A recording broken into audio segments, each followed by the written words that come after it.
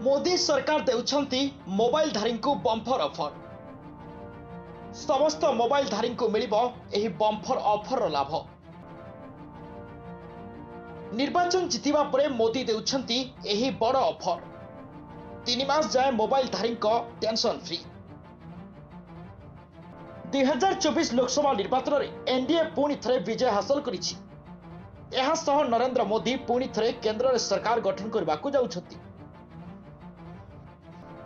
ए विजय सहित मोदी तृतीय थर पर प्रधानमंत्री पद ग्रहण करेंगे। पृष्ठभूमि में सोशल मीडिया रे एक अभियान बेस भाइराल होबार लगी। प्रधानमंत्री शासन क्षमता ग्रहण करने मात्रे मोदी जनसाधारण को बम्पर ऑफर देवाक जाउछंती।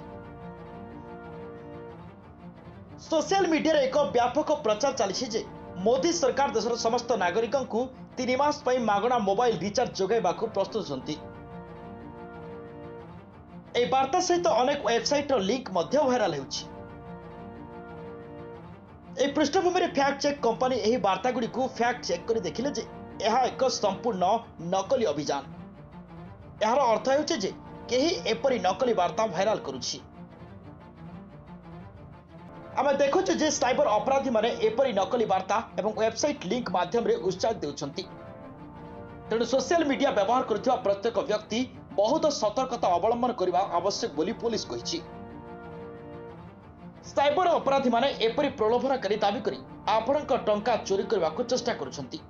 तेणु पुलिस सतर्क रहिबा को परामर्श देइछि। लोकों को एपरी संदेहजनक लिंक रे क्लिक न करबा को परामर्श भी दिया जाइछि। तेबे भाइराल मेसेज टी केते दूर सत ताहा जानिबा समस्त निहाती आवश्यक। प्रकृत कथा होची चलित वर्ष प्रारंभ में एभली एक मेसेज सामना को आसीथिला। ताहाको वीआईबी पक्षरु फेक बोली कहा जायथिला। निकट में व्हाट्सएप रे भाइराल होतिबा मेसेज को मध्य पीआईबी फेक बोली कहबा सह सतर्क रहबाकू चेतावनी दैछि। एभली मेसेज रो लिंक रे क्लिक कले आपणक अकाउंट अर्थ कटि जिबार संभावना रही थाए। तेणु एने आपण माने निजे सतर्क रहिबा सहित निजर बंधु और परिजन मानकू सतर्क करांतु।